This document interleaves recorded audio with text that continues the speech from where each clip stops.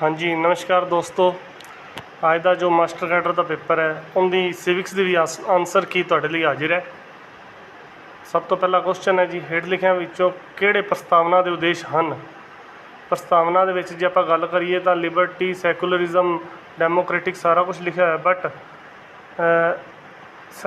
ਲੋਕਾਂ ਨਾਲ ਪ੍ਰਭੂ ਸੱਤਾ ਸਭ ਤੋਂ ਪਹਿਲਾ ਉਦੇਸ਼ ਕੀ ਹੈ ਜੀ, ਸੋਵਰਨਟੀ ਫੋਰ ਦਾ ਪੀਪਲ ਜਾਂ ਸੋਵਰਨਟੀ ਵਿਦ ਪੀਪਲ। ਇਹ ਆਪਸ਼ਨ ਹੈ ਜੀ ਪਹਿਲੇ ਦਾ ਆਨਸਰ ਜਿਹੜਾ ਇਹ।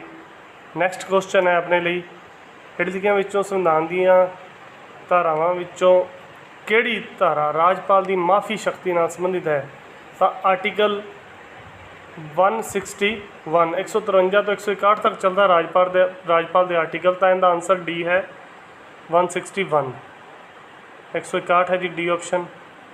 ਨੈਕਸਟ ਆ ਗਿਆ ਜੀ ਆਪਣੇ ਕੋਲ ਕੁਐਸਚਨ ਨੰਬਰ 3, ਇਹਨਾਂ ਵਿੱਚੋਂ ਕਿਹੜੀ ਇੱਕ ਯੋਗਤਾ ਇੱਕ ਵਿਅਕਤੀ ਲਈ ਨਿਰਪੱਖਤਾ ਦੁਆਰਾ, ਇੱਥੇ ਪੰਜਾਬੀ 'ਚ ਥੋੜ੍ਹਾ ਗਲਤ ਲਿਖਿਆ ਜਾਂ ਤੁਸੀਂ ਨਿਰਪੱਖਤਾ ਹੀ ਪੜ੍ਹੋ, ਨਿਰਪੱਖਤਾ ਦੁਆਰਾ ਨਾਗਰਿਕਤਾ ਪ੍ਰਾਪਤ ਨੈਚੁਰਲਾਈਜੇਸ਼ਨ ਹੁੰਦਾ ਸਹੀ ਤਾਂ ਵੈਸੇ ਤਾਂ ਪ੍ਰਾਪਤ ਕਰਨ ਲਈ ਹੈ। ਤਾਂ ਇਹਦਾ ਆਨਸਰ ਹੈ ਜੀ A, if the person has renounce the citizenship of other country, ਜੇ ਅਗਰ ਵਿਅਕਤੀ ਨੇ ਦੂਜੇ ਦੇਸ਼ ਦੀ ਨਾਗਰਿਕਤਾ ਤਿਆਗ ਦਿੱਤੀ ਹੈ। ਕੁਐਸਚਨ 4, ਕਿਸ ਕੇਸ ਅਧੀਨ ਸੁਪਰੀਮ ਕੋਰਟ ਨੇ ਕਿਹਾ ਸੀ ਕਿ ਸਿੱਖਿਆ ਦਾ ਅਧਿਕਾਰ ਲੋਕਾਂ ਦਾ ਮੌਲਿਕ ਅਧਿਕਾਰ ਹੈ। ਇਹ ਹੈ ਜੀ Mohini Jain case, option number A. Which of the following is not covered in the chapter 4 of the Indian constitution, ਯਾਨੀ ਕਿ ਸੰਵਿਧਾਨ ਦੇ ਚੌਥੇ ਭਾਗ ਵਿੱਚ ਕਿਹੜਾ ਨਹੀਂ ਆਉਂਦਾ। ਤਾਂ ਵਿਦਿਅਕ ਸੰਸਥਾਵਾਂ ਦੀ ਸਥਾਪਨਾ ਅਤੇ ਪ੍ਰਬੰਧ ਕਰਨ ਦਾ ਅਲਪ ਸੰਖਿਅਕ ਅਧਿਕਾਰ। ਇਹ ਜੀ ਮੌਲਿਕ ਅਧਿਕਾਰਾਂ 'ਚ ਹੈ, ਭਾਗ 3 ਵਿੱਚ ਹੈ, 4 ਵਿੱਚ ਨਹੀਂ ਹੈਗਾ, ਮੌਲਿਕ ਅਧਿਕਾਰਾਂ ਦੇ ਸੰਬੰਧ ਵਿੱਚ ਹੈ, ਤਾਂ ਬੀ ਆਪਸ਼ਨ ਹੈ। ਇਹਨਾਂ ਨੇ ਪੁੱਛਿਆ ਕਿਹੜਾ 4 'ਚ ਨਹੀਂ ਆਉਂਦਾ, ਤਾਂ 3 'ਚ ਆਉਂਦਾ, ਫਿਰ ਉਹ ਆਪਸ਼ਨ ਬੀ ਬਣ ਗਈ ਆਪਣੀ ਸਹੀ। 6ਵਾਂ ਕੁਐਸਚਨ ਹੈ, ਭਾਰਤ ਦੇ ਰਾਜ ਵਿੱਚ ਰਾਜਪਾਲ ਬਣਨ ਦੀ ਘੱਟੋ ਘੱਟ ਉਮਰ ਕਿੰਨੀ ਹੈ। ਕਿਸੇ ਸਟੇਟ ਦੇ ਰਾਜਪਾਲ ਨੂੰ ਅਪੁਆਇੰਟ ਕਰਨ ਦੀ ਘੱਟੋ ਘੱਟ ਉਮਰ ਹੈਗੀ 35 ਸਾਲ, ਬੀ ਆਪਸ਼ਨ ਆ ਗਈ ਜੀ। ਰਾਸ਼ਟਰਪਤੀ 35 ਸਾਲ, ਰਾਜਪਾਲ 35 ਸਾਲ। ਲੋਕ ਸਭਾ ਦੇ ਅਤੇ ਵਿਧਾਨ ਸਭਾਵਾਂ ਦੇ ਮੈਂਬਰਾਂ ਦੀ ਉਮਰ 25 ਸਾਲ ਹੁੰਦੀ ਹੈ ਜੀ। ਨਿਆਂ ਦੀ ਰਵਾਇਤੀ ਧਾਰਨਾ, ਇਹ ਕੁਐਸਚਨ ਥੋੜ੍ਹਾ ਜਿਹਾ ਡਾਊਟਫੁਲ ਹੈ, ਇਸ ਕਰਕੇ ਇਹਨੂੰ ਮੈਂ ਛੱਡਿਆ। ਵੈਸੇ ਜੇ ਆਪਾਂ ਗੱਲ ਕਰੀਏ ਆਨਸਰ ਨਿਆਂ ਦੀ ਰਵਾਇਤੀ ਧਾਰਨਾ ਧਿਆਨ ਰੱਖਦੀ, ਮੇਰੇ ਅਕੋਰਡਿੰਗ ਜੋ ਆਨਸਰ ਬਣੇਗਾ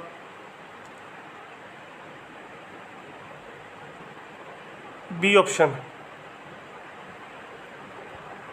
7th ਹੋ ਗਿਆ ਜੀ। 8th ਕੁਐਸਚਨ ਹੈ, ਸੰਵਿਧਾਨ ਦਾ ਕਿਹੜਾ ਅਨੁਛੇਦ ਉੱਚ ਅਦਾਲਤਾਂ ਨੂੰ ਹੇਠਲੀਆਂ ਅਦਾਲਤਾਂ ਤੋਂ ਸੰਵਿਧਾਨਿਕ ਕੇਸਾਂ ਨੂੰ ਤਬਦੀਲ ਕਰਨ ਦੀ ਸ਼ਕਤੀ ਦਿੰਦਾ ਹੈ।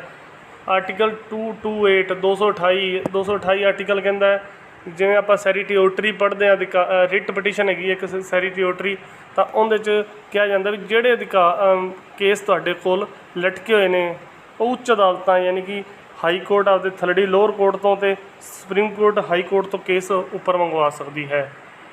ਕੁਐਸਚਨ ਨੰਬਰ 9, ਪਲਾਸਟਿਕ ਫੋਟੋ ਪਛਾਣ ਪੱਤਰ। ਇਹ ਕੁਐਸਚਨ ਆ ਗਿਆ ਜੀ ਇਲੈਕਸ਼ਨ ਕਮਿਸ਼ਨ ਨਾਲ ਸੰਬੰਧਿਤ ਹੈ।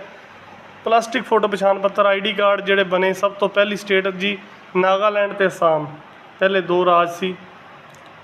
ਨੈਕਸਟ ਕੁਐਸਚਨ ਹੈ, ਤੀਜਾ ਸੰਸਾਰੀਆ ਥਰਡ ਵਰਡ ਵਾਜ਼ ਕੋਇਨਡ ਬਾਏ, ਕਿਹਨੇ ਵਰਤਿਆ ਜੀ ਪਹਿਲੀ ਵਾਰੀ। ਤਾਂ ਐਲਫਰੈਡ ਸੋਵੀ, ਇਹ ਸਾਇੰਟਿਸਟ ਸੀ ਜੀ, ਇਹਨਾਂ ਨੇ ਵਰਤਿਆ ਥਰਡ ਵਰਡ, ਤੀਜਾ ਸੰਸਾਰ।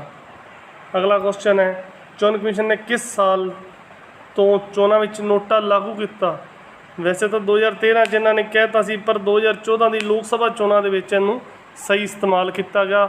ਹਰ ਬੂਥ ਦੇ ਉੱਪਰ, ਹਰ ਮਸ਼ੀਨ ਦੇ ਵਿੱਚ ਲੱਗਿਆ ਸੀ ਨੋਟਾਂ ਦਾ ਐਕਸਟਰਾ ਬਟਨ ਜੀ। ਨੈਕਸਟ ਹੈ, ਹੇਠ ਦਿੱਤੇ ਵਿੱਚੋਂ ਕਿਹੜਾ ਭਾਰਤੀ ਸੰਵਿਧਾਨ ਦੇ ਸਰੋਤ ਗਲਤ ਹੈ। ਗਲਤ ਤੋਂ ਪਹਿਲਾਂ ਮੈਂ ਜਿਹੜਾ ਪੜ੍ਹਿਆ ਇਹ ਆਪਸ਼ਨ ਹੀ ਗਲਤ ਹੈ ਜੀ। Speaker and his role American constitution, America ਤੋਂ ਨਹੀਂ ਹੈਗਾ ਜੀ। ਸਪੀਕਰ ਜਿਹੜੀ ਆਪਾਂ ਗੱਲ ਕਰਦੇ ਹਾਂ, ਸਪੀਕਰ ਤਾਂ ਇੰਗਲੈਂਡ ਤੋਂ ਲਿਆ ਗਿਆ। ਬਾਕੀ ਤਾਂ ਕੇਂਦਰ ਨੂੰ ਜ਼ਿਆਦਾ ਸ਼ਕਤੀਆਂ ਕੈਨੇਡੀਅਨ ਸੰਵਿਧਾਨ ਤੋਂ ਲਈਆਂ ਗਈਆਂ ਨੇ ਜੀ। ਉੱਪਰਲਾ ਸਦਨ ਯਾਨੀ ਕਿ ਰਾਜ ਸਭਾ ਦੇ ਮੈਂਬਰਾਂ ਦੀ ਨਾਮਜ਼ਦਗੀ, ਜਿਹੜੇ 12 ਮੈਂਬਰ ਨੋਮੀਨੇਟ ਕੀਤੇ ਜਾਂਦੇ ਨੇ, ਉਹ ਕਿੱਥੋਂ ਲਿਆ ਗਿਆ। ਨੋਮੀਨੇਸ਼ਨ, ਇੱਕ ਸੈਕਿੰਡ ਜੀ,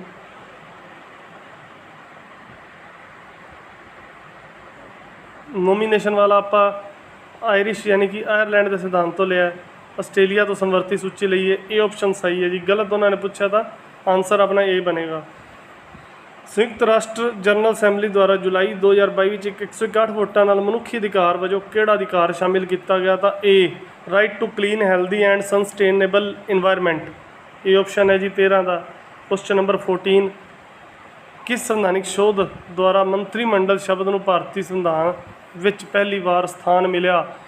44th ਅਮੈਂਡਮੈਂਟ, 44ਵੀਂ ਸੋਧ 1978 1979 ਦੇ ਵਿੱਚ ਇਹਨੂੰ ਬਿਲਕੁਲ ਲਾਗੂ ਕਰ ਦਿੱਤਾ ਗਿਆ। ਉਦੋਂ ਸਰਕਾਰ ਸੀ ਜਨਤਾ ਪਾਰਟੀ ਦੀ ਜੀ, ਮੁਰਾਰਜੀ ਦੇਸਾਈ ਪ੍ਰਧਾਨ ਮੰਤਰੀ। ਪੰਚਾਇਤਾਂ ਦੀ ਵਿੱਤੀ ਸਥਿਤੀ ਨੂੰ ਸਮੀਖਿਆ ਕਰਨ ਲਈ ਇੱਕ ਵਿੱਤੀ ਕਮਿਸ਼ਨ ਗਠਿਤ ਕਰਨ ਲਈ ਭਾਰਤੀ ਸੰਵਿਧਾਨ ਦੁਆਰਾ ਕਿਸ ਨੂੰ ਅਧਿਕਾਰ ਦਿੱਤਾ ਗਿਆ? ਤਾਂ ਪੰਚਾਇਤਾਂ ਜਿਹੜੀ ਕਿ ਸਟੇਟ ਦੇ ਅੰਡਰ ਆਉਂਦੀਆਂ, ਤਾਂ ਇਹਦਾ ਆਨਸਰ ਬਣੇਗਾ ਰਾਜਪਾਲ।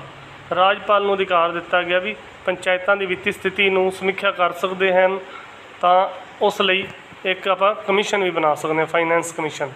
ਕੁਐਸਚਨ ਨੰਬਰ ਆ ਗਿਆ ਜੀ 15 ਹੋ ਗਿਆ ਜੀ। 16 ਨੰਬਰ, ਹੇਠ ਲਿਖਿਆਂ ਵਿੱਚੋਂ ਕਿਸ ਤਰੀਕ ਨੂੰ ਭਾਰਤ ਸੰਯੁਕਤ ਰਾਸ਼ਟਰ ਮੁੱਖ ਅਧਿਕਾਰ ਕੌਂਸਲ ਦੇ ਮੈਂਬਰ ਵਜੋਂ ਸ਼ਾਮਿਲ ਹੋਇਆ? ਤਾਂ ਬੀ ਆਪਸ਼ਨ 1 ਜਨਵਰੀ 2019।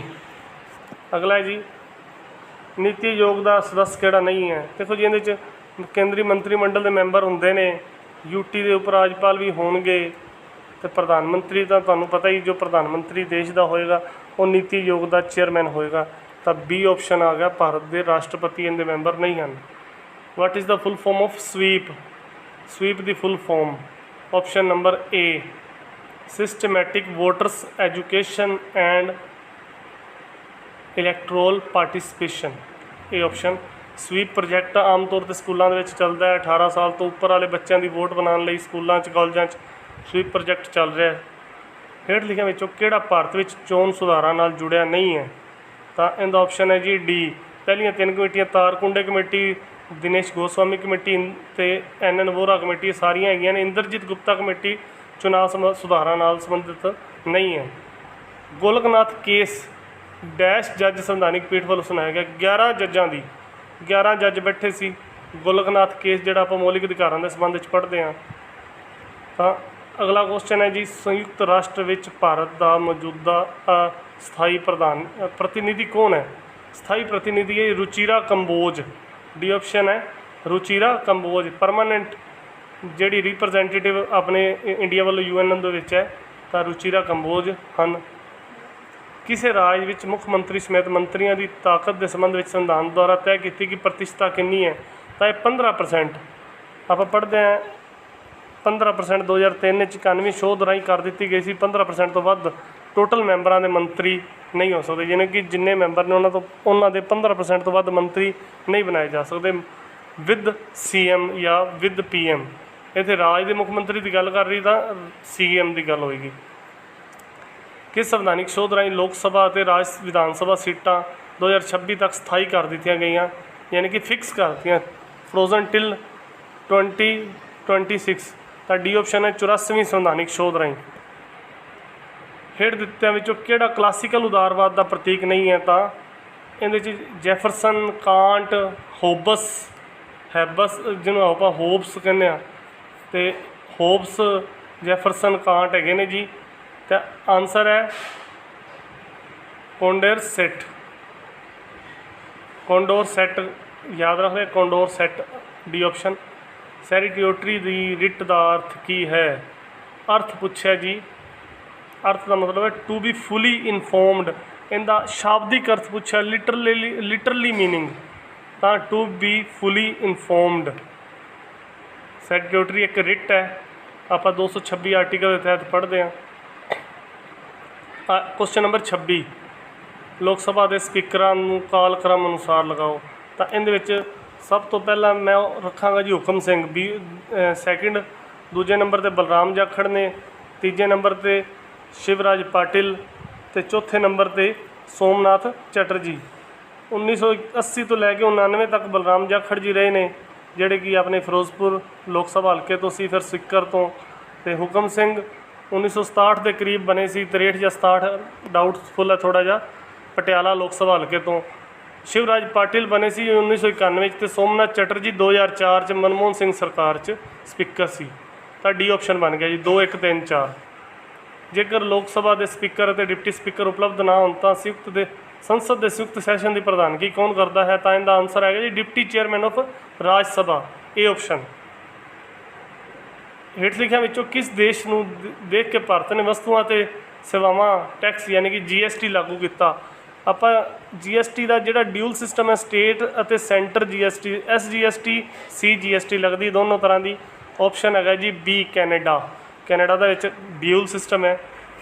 ਅੱਗੇ ਹੈ ਜੀ ਕਿਸ ਕਮਿਸ਼ਨ ਨੇ ਸਥਾਨਕ ਸੰਕਟਕਾਲੀਨ ਵਿਵਸਥਾਵਾਂ ਲਈ ਪ੍ਰਸਤਾਵਿਤ ਕੀਤਾ ਹੈ ਕਿ ਜਿਸ ਦੇ ਤਹਿਤ ਪੂਰੇ ਰਾਜ ਦੀ ਬਜਾਏ ਕਿਸੇ ਜ਼ਿਲ੍ਹੇ ਜਾਂ ਜ਼ਿਲ੍ਹੇ ਦੇ ਕੁਝ ਹਿੱਸਿਆਂ ਨੂੰ ਕੇਂਦਰੀ ਸ਼ਾਸਨ ਅਧੀਨ ਲਿਆਂਦਾ ਜਾ ਸਕਦਾ? ਯਾਨੀ ਕਿ ਇਹਨੇ ਕਿਹਾ ਸੀ ਜਿਹੜੀ ਕਮੇਟੀ ਸੀ, ਇੰਗਲਿਸ਼ ਦੇ ਵਿੱਚ ਪੜ੍ਹੋ ਥੋੜ੍ਹਾ ਜਿਹਾ ਲਿਖਿਆ, ਲੋਕਲਾਈਜ਼ਿੰਗ ਐਮਰਜੈਂਸੀ ਪ੍ਰੋਵੀਜ਼ਨ, ਜਿਹੜੀਆਂ ਕਿ ਐਮਰਜੈਂਸੀ ਲੱਗਣੀ ਆ ਲੋਕਲ ਲੈਵਲ 'ਤੇ ਵੀ ਲਾਈ ਜਾ ਸਕਦੀ, ਜ਼ਿਲ੍ਹੇ 'ਚ ਜਾਂ ਜ਼ਿਲ੍ਹੇ ਦੇ ਇੱਕ ਤਹਿਸੀਲ ਵਿੱਚ ਜਾਂ 2-4 ਪਿੰਡਾਂ 'ਚ ਵੀ ਲਗਾਈ ਜਾ ਸਕਦੀ। ਤਾਂ ਡੀ ਆਪਸ਼ਨ ਪੁੰਛੀ ਕਮੇਟੀ ਜਾਂ ਪੁੰਛੀ ਆਯੋਗ।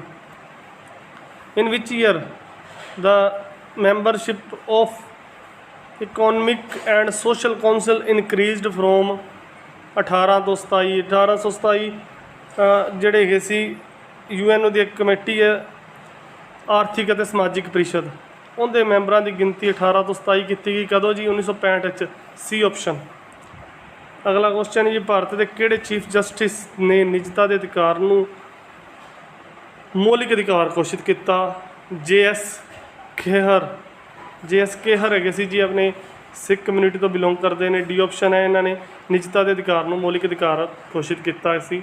ਕੁਐਸਚਨ ਨੰਬਰ 32 ਹੈ, ਹੇਠ ਲਿਖਿਆਂ ਵਿੱਚੋਂ ਰਾਸ਼ਟਰਪਤੀ ਦੀ ਕਿਹੜੀ ਨਿਆਇਕ ਸ਼ਕਤੀ ਸਜ਼ਾ ਦੇ ਅਸਥਾਈ ਮੁਅੱਤਲ ਨਾਲ ਸੰਬੰਧਿਤ ਹੈ? ਯਾਨੀ ਕਿ ਮਾਫੀ, ਪਾਵਰ ਟੂ ਗ੍ਰਾਂਟ ਪੈਰਡਨ, ਆਰਟੀਕਲ 72। ਯਾਨੀ ਕਿ ਜਦੋਂ ਆਪਾਂ ਕਦੇ ਸਜ਼ਾ ਮਿਲਦੀ ਹੈ ਕਿਸੇ ਨੂੰ ਤੇ ਰਾਸ਼ਟਰਪਤੀ ਕਿਸੇ ਦੀ ਸਜ਼ਾ ਮਾਫ ਕਰ ਸਕਦਾ, ਘਟਾ ਸਕਦਾ, ਤਾਂ ਉਹ ਹੈ ਆਰਟੀਕਲ 72। ਇਹਦੇ ਵਿੱਚ B ਆਪਸ਼ਨ ਆਏਗੀ ਜੀ, ਮਾਫੀ ਦੇਣ ਦੀ ਸ਼ਕਤੀ। ਅਗਲਾ ਕੁਐਸਚਨ ਹੈ ਪ੍ਰੋਸੈਸਿਵ ਵਿਅਕਤੀਗਤਵਾਦ ਜਾਂ ਪ੍ਰੋਸੈਸਿਵ ਇੰਡੀਵਿਜੂਅਲਿਜ਼ਮ, ਇੱਕ ਸ਼ਬਦ ਕਿਸ ਨੇ ਤਿਆਰ ਕੀਤਾ ਜਾਂ ਕਿਸ ਨੇ ਦਿੱਤਾ? ਇਹ ਹੈਗਾ ਜੀ CB ਮੈਕਫਰਸਨ। ਸੀ ਆਪਸ਼ਨ। ਅੱਗੇ ਅਰਥ ਹੈਜ਼ ਜਾਂ ਧਰਤੀ ਕੋਲ ਹਰ ਇੱਕ ਦੀਆਂ ਲੋੜਾਂ ਪੂਰੀਆਂ ਕਰਨ ਲਈ ਲੋੜੀਂਦੇ ਸਾਧਨ ਹਨ, ਪਰ ਉਹਨਾਂ ਦੇ ਲਾਲਚ ਦੇ ਨਹੀਂ। ਕਿਸ ਨੇ ਕਹੇ ਇਹ ਸ਼ਬਦ? ਤਾਂ ਇਹ ਕੁਐਸਚਨ ਹੈ ਜੀ ਗਾਂਧੀਵਾਦ ਤੋਂ। ਤਾਂ MK Gandhi, Mohandas Karamchand Gandhi. D option ਆ ਗਿਆ ਜੀ। ਅਗਲਾ ਕੁਐਸਚਨ ਹੈ ਨਿਓ Liberal believes in concept of, ਜਿਹੜਾ ਨਿਓ ਲਿਬਰਲਿਜ਼ਮ ਹੈ ਨਵ ਉਦਾਰਵਾਦ, ਇਹ ਕਹਿੰਦੇ ਜੀ ਆਰਥਿਕ ਤੌਰ 'ਤੇ ਪੂਰੀ ਸੁਤੰਤਰਤਾ ਹੋਵੇ, ਯਾਨੀ ਕਿ ਪੂੰਜੀਵਾਦ ਦਾ ਸਮਰਥਨ ਕੀਤਾ। ਤਾਂ ਇਹਦਾ ਆਪਸ਼ਨ ਜੋ ਮੇਰੀ ਸਮਝ ਦੇ ਅਕੋਰਡਿੰਗ B ਬਣਦਾ ਹੈ। ਮਾਰਕੀਟਿੰਗ ਆਰ ਸੈਲਫ ਰੈਗੂਲੇਟਿੰਗ, ਇਹਨਾਂ ਨੇ ਇੱਕ ਗੱਲ ਇਹ ਵੀ ਕਹੀ ਸੀ ਬਾਜ਼ਾਰ ਦੇ ਉੱਪਰ ਰਾਜ ਦਾ ਕੋਈ ਜ਼ੋਰ ਨਹੀਂ ਹੋਏਗਾ, ਰਾਜ ਤੋਂ ਫ੍ਰੀ ਹੋਏਗਾ ਬਾਜ਼ਾਰ। ਅੱਗੇ ਸੰਵਿਧਾਨ ਦੀ ਡਰਾਫਟ ਕਮੇਟੀ ਦਾ ਮੈਂਬਰ ਕੌਣ ਨਹੀਂ ਸੀ? B option JB Kriplani. ਕਈਆਂ ਦੇ ਦਿਮਾਗ 'ਚ ਆਇਆ ਹੋਣਾ ਜੀ A ਤੇ B ਤਾਂ ਹੈਗੇ ਨੇ, A ਤੇ C ਹੈਗੇ ਨੇ, B ਤੇ D 'ਚ ਡਾਊਟ ਹੈ। ਜਿਹੜਾ D ਹੈ N ਮਾਧਵ ਰਾਵ ਹੈ, NM ਰਾਓ ਲਿਖਿਆ ਇਹਨਾਂ ਨੇ, N ਮਾਧਵ ਰਾਵ। B ਆਪਸ਼ਨ ਆਨਸਰ ਆ ਗਿਆ ਜੀ। ਅੱਗੇ ਜੀ ਨਾਗਰਿਕਤਾ ਐਕਟ ਵਿੱਚ ਕਿਹੜੀ ਸ਼ੋਧ ਨੂੰ ਭਾਰਤੀ ਨਾਗਰਿਕਤਾ ਲਈ ਅਰਜ਼ੀ ਦੇਣ ਲਈ ਯੋਗ ਬਣਾਉਣ ਲਈ ਐਕਟ ਵਿੱਚ ਗੈਰ ਕਾਨੂੰਨੀ ਪ੍ਰਵਾਸੀ ਯਾਨੀ ਕਿ ਇਲੀਗਲ ਮਾਈਗ੍ਰੈਂਟਸ ਜਿਹੜੇ ਵਰਡ ਯੂਜ਼ ਕੀਤਾ ਗਿਆ? ਤਾਂ ਡੀ ਆਪਸ਼ਨ ਸਿਟੀਜ਼ਨਸ਼ਿਪ ਐਕਟ 2015 ਜਾਂ ਸਿਟੀਜ਼ਨਸ਼ਿਪ ਅਮੈਂਡਮੈਂਟ ਐਕਟ 2015। ਨਿੱਜੀ ਸੁਤੰਤਰਤਾ ਵਿੱਚ ਸ਼ਾਮਿਲ ਹੈ ਰਾਜ ਨੂੰ ਵਿਅਕਤੀ ਦੇ ਨਿੱਜੀ ਮਾਮਲਿਆਂ ਵਿੱਚ ਦਖਲ ਨਹੀਂ ਦੇਣਾ ਚਾਹੀਦਾ। B ਆਪਸ਼ਨ ਆ ਗਈ ਜੀ ਇਹਦੀ। ਅੱਗੇ ਹੈ ਜੀ ਹੇਠ ਲਿਖਿਆਂ ਵਿੱਚੋਂ ਕਿਹੜੇ ਸੰਯੁਕਤ ਰਾਸ਼ਟਰ ਸੁਰੱਖਿਆ ਪ੍ਰੀਸ਼ਦ ਦਾ ਕੰਮ ਨਹੀਂ ਹੈ? ਤਾਂ ਆਪਸ਼ਨ ਹੈ C, ਇਹ ਸੰਯੁਕਤ ਰਾਸ਼ਟਰ ਦੇ ਸਕੱਤਰ ਜਨਰਲ ਦੇ ਦਫ਼ਤਰ ਲਈ ਨਾਮ ਦੀ ਸਿਫਾਰਿਸ਼ ਕਰਦਾ ਹੈ। ਨਹੀਂ ਜੀ, ਨਾਮ ਦੀ ਸਿਫਾਰਿਸ਼ ਨਹੀਂ ਕਰ ਸਕਦਾ। ਬਾਕੀ 3 ਕੰਮ ਇਹਨਾਂ ਦੇ ਹੈਗੇ ਨੇ। ਅੱਗੇ ਜੀ ਹੇਠ ਲਿਖਿਆਂ ਵਿੱਚੋਂ ਕਿਹੜਾ ਮਾਰਕਸਵਾਦ ਨਾਲ ਸੰਬੰਧਿਤ ਨਹੀਂ ਹੈ? Laissez faire. ਲੇਜ਼ੀ ਫੇਅਰ ਦੀ ਜਿਹੜੀ ਧਾਰਨਾ ਹੈ ਇਹ ਇਕਨੋਮਿਕਸ ਨਾਲ ਸੰਬੰਧਿਤ ਹੈ, ਮਾਰਕਸਵਾਦ ਨਾਲ ਸੰਬੰਧਿਤ ਨਹੀਂ ਹੈ। ਲੇਜ਼ੀ ਫੇਅਰ ਹੈ ਮਾਰਕੀਟ, ਫ੍ਰੀ ਮਾਰਕੀਟ ਨਾਲ ਹੈ। ਲੇਜ਼ੀ ਫੇਅਰ ਦਾ ਮਤਲਬ ਹੈ ਕੋਈ ਕਿਸੇ ਤਰ੍ਹਾਂ ਦੀ ਹਸਤਕਸ਼ੇਪ ਨਾ ਕਰਨਾ। ਅਤੇ ਬਾਕੀ ਇਹਦੇ ਸਰਪਲਸ ਵੈਲਿਊ ਦਾ ਹੈਗਾ, ਮਟੀਰੀਅਲਿਜ਼ਮ ਦਾ ਹੈਗਾ ਜੀ, ਕਲਾਸ ਸਟਰਗਲ, ਕਾਰਲ ਮਾਰਕਸ ਨੇ ਦਿੱਤੇ ਸੀ 3 ਸਿਧਾਂਤ। सी ऑप्शन आ गया आंसर। 41 नंबर क्वेश्चन देखो जी, ਹੇਠ ਦਿੱਤੇ ਜੋ ਕਿਹੜੇ ਸਮਾਨਤਾ ਦੇ ਅਧਿਕਾਰ ਨਾਲ ਸੰਬੰਧਿਤ ਨਹੀਂ ਹਨ। ਇਹ ਆਪਸ਼ਨ ਬਰਾਬਰ ਹਾਲਾਤਾਂ ਵਿੱਚ ਬਰਾਬਰ ਸੁਰੱਖਿਆ ਲਈ ਖੜਾ ਹੋਣਾ, ਇਹ ਆਪਸ਼ਨ ਹੈ। ਨੈਕਸਟ ਹੈ ਜੀ 42 ਨੰਬਰ, ਨੈਕਸਟ ਸਮੀਖਿਆ ਦੀ ਸ਼ਕਤੀ ਯਾਨੀ ਕਿ ਜੁਡੀਸ਼ੀਅਲ ਰਿਵਿਊ ਸਿਸਟਮ ਭਾਰਤ ਨੇ ਕਿੱਥੋਂ ਲਿਆ, ਤਾਂ ਆਪਾਂ ਇਹਦਾ ਆਨਸਰ ਲਾਵਾਂਗੇ। ਕਈਆਂ ਬੱਚਿਆਂ ਨੇ ਸੋਚਿਆ ਜੀ ਕੈਨੇਡਾ, ਬਟ ਇਹਦੇ 'ਚ ਆਨਸਰ ਬਣੇਗਾ USA, ਅਮਰੀਕਾ ਦੀ ਸੁਪਰੀਮ ਕੋਰਟ ਤੋਂ। ਆਪਣੀ ਜਿਹੜੀ ਕੋਰਟ ਹੈ ਲਗਭਗ ਸਾਰੀਆਂ ਚੀਜ਼ਾਂ ਆਪਾਂ ਅਮਰੀਕਾ ਦੀ ਕੋਰਟ ਤੋਂ ਲਈਆਂ ਨੇ। ਇਕੁਐਲਿਟੀ ਡਜ਼ ਨੋਟ ਇੰਪਲਾਈਜ਼, ਸਮਾਨਤਾ ਦਾ ਮਤਲਬ ਨਹੀਂ ਹੈ ਆਰਥਿਕ ਸਮਾਨਤਾ ਤਾਂ ਹੁੰਦੀ ਹੈ, ਰਾਜਨੀਤਿਕ ਹੁੰਦੀ, ਸਮਾਜਿਕ ਹੁੰਦੀ, ਫਿਜ਼ੀਕਲ ਨਹੀਂ ਹੋ ਸਕਦੀ ਜੀ। ਫਿਜ਼ੀਕਲੀ ਤਾਂ ਜੀਨਸ ਤੋਂ ਡਿਪੈਂਡ ਕਰਦਾ ਹੈ, ਤਾਂ ਇਹ ਫਿਜ਼ੀਕਲ ਸਮਾਨਤਾ ਨਹੀਂ ਹੋ ਸਕਦੀ। ਨੈਕਸਟ ਹੈ,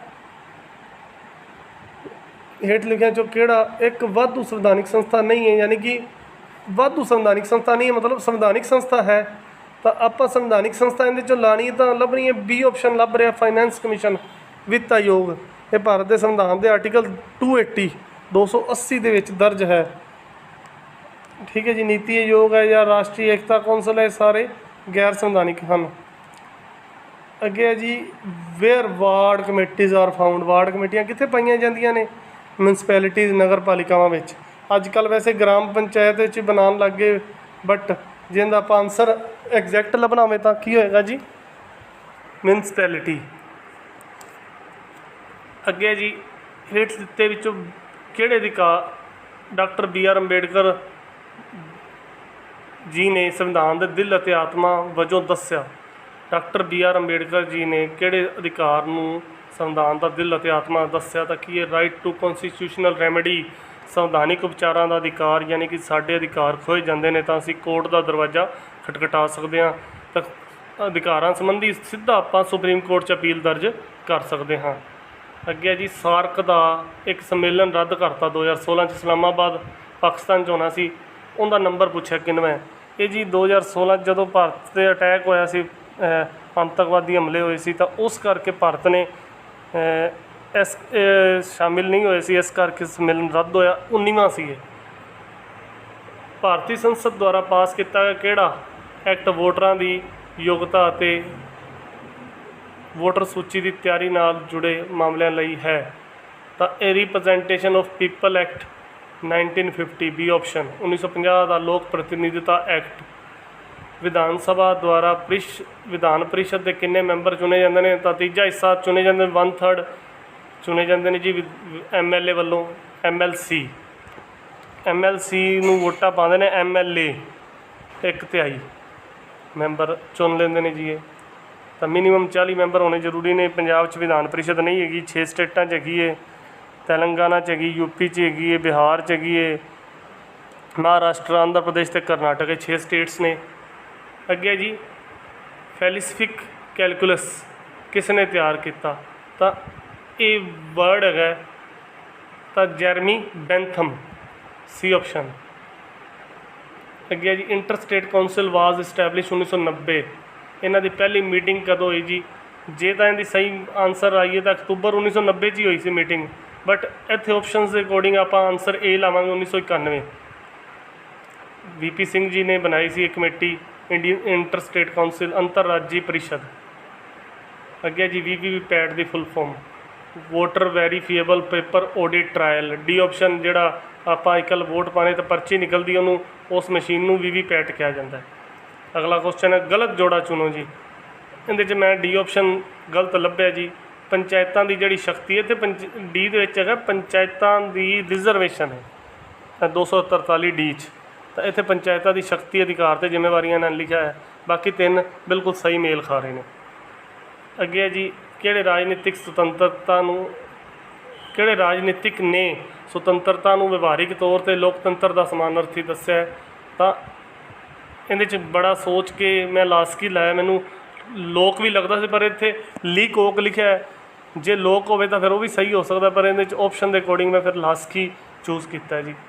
ਪੰਚਾਇਤ ਸਮਿਤੀ ਦੇ ਸਦੱਸ ਕਿੰਨੇ ਚੁਣੇ ਜਾਂਦੇ ਹਨ, ਪੰਚਾਇਤ ਸਮਿਤੀ ਦੇ ਸਦੱਸ ਮੈਂਬਰ ਕਿਵੇਂ ਚੁਣੇ ਜਾਂਦੇ ਨੇ, ਤਾਂ B ਆਪਸ਼ਨ ਅਸਿੱਧੇ ਤੌਰ 'ਤੇ ਗ੍ਰਾਮ ਪੰਚਾਇਤ ਦੇ ਮੈਂਬਰਾਂ ਵੱਲੋਂ। ਅੱਗੇ ਹੈ ਜੀ, ਭਾਰਤੀ ਸੰਵਿਧਾਨ ਦੇ ਕਿਹੜੇ ਹਿੱਸੇ ਨੂੰ ਸੰਵਿਧਾਨ ਦਾ ਮੈਗਨਾ ਕਾਰਟਾ ਕਿਹਾ ਜਾਂਦਾ? ਤਾਂ ਬੜਾ ਹੀ ਆਸਾਨ, ਮੌਲਿਕ ਅਧਿਕਾਰਾਂ ਨੂੰ। ਮੌਲਿਕ ਅਧਿਕਾਰ ਭਾਗ 3 'ਚ ਹੈਗੇ ਨੇ। ਅਗਲਾ ਹੈ ਜੀ, ਜਦੋਂ ਜਸਟਿਸ JS ਵਰਮਾ ਕਮੇਟੀ ਦਾ ਗਠਨ ਦੇਸ਼ ਦੇ ਨਾਗਰਿਕਾਂ ਨੂੰ ਬੁਨਿਆਦੀ ਫਰਜ਼ ਸਿਖਾਉਣ ਲਈ ਸੁਝਾਵਾਂ ਨੂੰ ਅਮਲੀ ਰੂਪ ਦੇਣ ਲਈ ਕੀਤਾ ਗਿਆ ਤਾਂ ਉਦੋਂ ਪ੍ਰਧਾਨ ਮੰਤਰੀ ਕੌਣ ਸੀ? ਇਹ ਜੀ JS ਵਰਮਾ ਕਮੇਟੀ ਬਣੀ ਸੀ, ਜਸਟਿਸ JS ਵਰਮਾ, ਤਾਂ ਉਹਨਾਂ ਨੇ ਮੌਲਿਕ ਕਰਤੱਵਾਂ ਸੰਬੰਧੀ ਗੱਲ ਕੀਤੀ, ਬੁਨਿਆਦੀ ਫਰਜ਼, ਤਾਂ ਉਸ ਟਾਈਮ ਪ੍ਰਧਾਨ ਮੰਤਰੀ ਸੀ ਆਪਣੇ ਕਵੀ ਹਿਰਦੈ ਸ਼੍ਰੀ ਅਟਲ ਬਿਹਾਰੀ ਵਾਜਪੇਈ ਜੀ। ਡੀ ਆਪਸ਼ਨ ਆ ਗਿਆ ਜੀ ਇਹਦਾ ਆਨਸਰ। 1998 'ਚ ਬਣੀ ਸੀ ਕਮੇਟੀ, ਸੌਰੀ ਮੈਂ ਤੁਹਾਨੂੰ ਦੱਸਣਾ ਭੁੱਲ ਗਿਆ ਸੀ।